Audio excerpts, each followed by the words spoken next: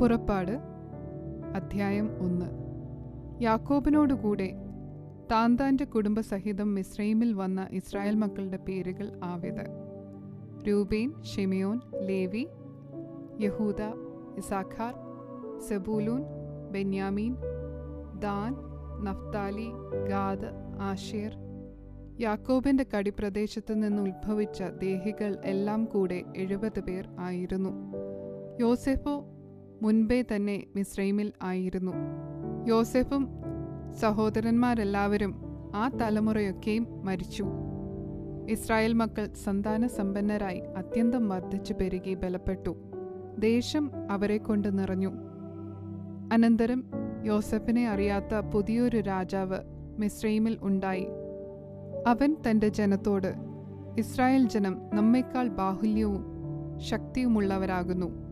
അവർ പെരുകിയിട്ട് ഒരു യുദ്ധമുണ്ടാകുന്ന പക്ഷം നമ്മുടെ ശത്രുക്കളോട് ചേർന്ന് നമ്മോട് പൊരുതു ഈ രാജ്യം വിട്ടു പോയിക്കളവാൻ സംഗതി വരാതിരിക്കേണ്ടതിന് നാം അവരോട് ബുദ്ധിയായി പെരുമാറുക. അങ്ങനെ കഠിനവേലകളാൽ അവരെ പീഡിപ്പിക്കേണ്ടതിന് അവരുടെ മേൽ ഊഴിയ വിചാരകന്മാരെ ആക്കി. അവർ പീതോം, റയംസേസ് എന്ന സംഭാര നഗരങ്ങളെ ഫറവോന് പണിതു. എന്നാൽ അവർ പീഡിപ്പിക്കും തോറും ജനം പെരുകി വർദ്ധിച്ചു. അതുകൊണ്ട് അവർ ഇസ്രായേൽ മക്കൾ നിമിത്തം പേടിച്ചു. മിസ്രൈമ്യർ ഇസ്രായേൽ മക്കളെ കൊണ്ട് കഠിനവേല ചെയ്യിച്ചു. കളിമണ്ണും ഇഷ്ടികയും വയലിലെ സകലവിധ വേലയും സംബന്ധിച്ചുള്ള കഠിന പ്രവൃത്തിയാലും അവരെ കൊണ്ട് കാഠിന്യത്തോടെ ചെയ്യിച്ച സകല പ്രയത്നത്താലും അവർ അവരുടെ ജീവനെ കൈപ്പാക്കി.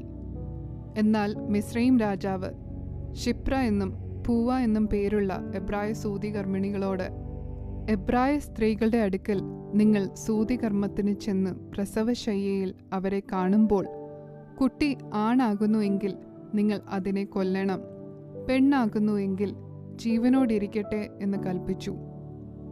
സൂതികർമ്മിണികളോ ദൈവത്തെ ഭയപ്പെട്ടു. മിസ്രൈം രാജാവ് തങ്ങളോട് കൽപ്പിച്ചതുപോലെ ചെയ്യാതെ ആൺകുഞ്ഞുങ്ങളെ ജീവനോടെ രക്ഷിച്ചു. അപ്പോൾ മിസ്രൈം രാജാവ് സൂതികർമ്മിണികളെ വരുത്തി, ഇതെന്തൊരു പ്രവൃത്തി, നിങ്ങൾ ആൺകുഞ്ഞുങ്ങളെ ജീവനോടെ രക്ഷിക്കുന്നത് എന്ത് എന്ന് ചോദിച്ചു. സൂതികർമ്മിണികൾ ഫറവോനോട്, എബ്രായ സ്ത്രീകൾ മിസ്രൈമ്യ സ്ത്രീകളെപ്പോലെ അല്ല, അവർ നല്ല തിറമുള്ളവർ. സൂതികർമ്മിണികൾ അവരുടെ അടുക്കൽ എത്തും മുൻപേ അവർ പ്രസവിച്ചു കഴിയും എന്ന് പറഞ്ഞു. അതുകൊണ്ട് ദൈവം സൂതികർമ്മിണികൾക്ക് നന്മ ചെയ്തു. ജനം വർദ്ധിച്ചു ഏറ്റവും ബലപ്പെട്ടു. സൂതികർമ്മിണികൾ ദൈവത്തെ ഭയപ്പെടുക കൊണ്ട് അവൻ അവർക്ക് കുടുംബവർദ്ധന നൽകി. പിന്നെ ഫറവോൻ തൻ്റെ സകല ജനത്തോടും ജനിക്കുന്ന ഏത് ആൺകുട്ടിയെയും നദിയിൽ ഇട്ടു കളയണമെന്നും ഏത് പെൺകുട്ടിയെയും ജീവനോടെ രക്ഷിക്കണമെന്നും കൽപ്പിച്ചു. പുറപ്പാട് അധ്യായം 2. എന്നാൽ ലേവ്യ കുടുംബത്തിലെ ഒരു പുരുഷൻ പോയി ഒരു ലേവ്യ കന്യകയെ പരിഗ്രഹിച്ചു. അവൾ ഗർഭം ധരിച്ചു ഒരു മകനെ പ്രസവിച്ചു. അവൻ സൗന്ദര്യമുള്ളവൻ എന്ന് കണ്ടിട്ട് അവനെ 3 മാസം ഒളിച്ചുവെച്ചു. അവനെ പിന്നെ ഒളിച്ചുവെപ്പാൻ കഴിയാതെ ആയപ്പോൾ അവൾ ഒരു ഞാങ്ങണപ്പെട്ടകം വാങ്ങി അതിന് പശയും കീലും തേച്ചു. പൈതലിനെ അതിൽ കിടത്തി നദിയുടെ അരികിൽ ഞാങ്ങണയുടെ ഇടയിൽ വെച്ചു. അവന് എന്ത് ഭവിക്കുമെന്ന് അറിവാൻ അവൻ്റെ പെങ്ങൾ ദൂരത്ത് നിന്നു. അപ്പോൾ ഫറവോന്റെ പുത്രി നദിയിൽ കുളിപ്പാൻ വന്നു. അവളുടെ ദാസിമാർ നദീതീരത്തുകൂടി നടന്നു. അവൾ ഞാങ്ങണയുടെ ഇടയിൽ പെട്ടകം കണ്ടപ്പോൾ അതിനെ എടുത്തുകൊണ്ടുവരുവാൻ ദാസിയെ അയച്ചു. അവൾ അത് തുറന്നാറെ പൈതലിനെ കണ്ടു. കുട്ടി ഇതാ കരയുന്നു. അവൾക്ക് അതിനോട് അലിവ് തോന്നി. ഇത് എബ്രായരുടെ പൈതങ്ങളിൽ ഒന്ന് എന്ന് പറഞ്ഞു.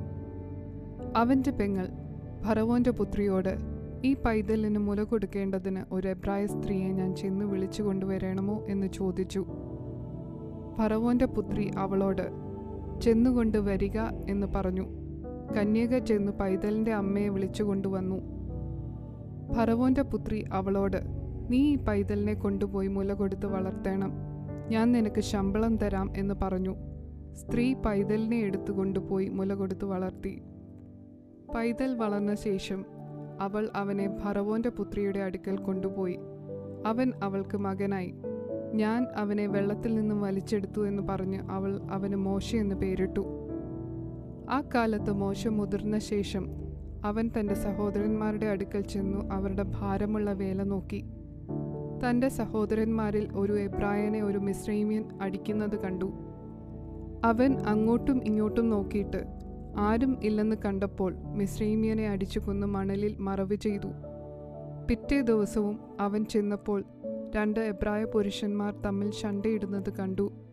അന്യായം ചെയ്തവനോട്, നിന്റെ കൂട്ടുകാരനെ അടിക്കുന്നത് എന്ത് എന്ന് ചോദിച്ചു.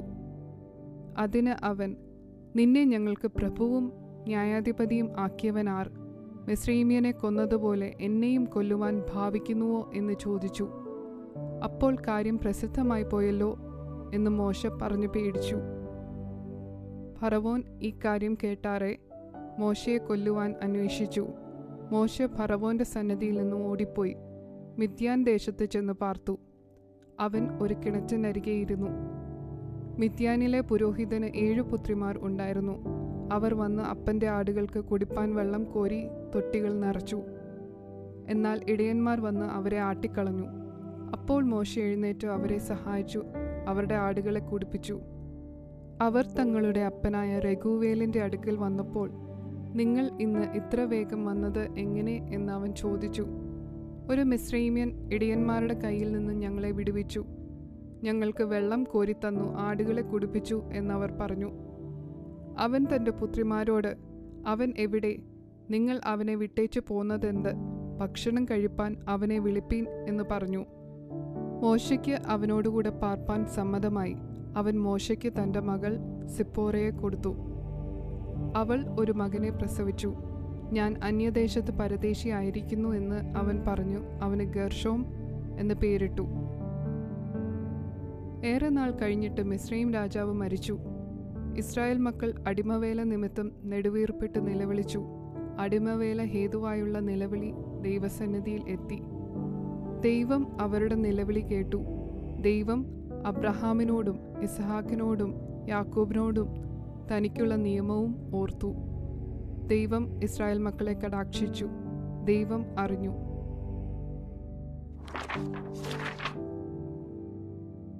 പുറപ്പാട് അധ്യായം 3.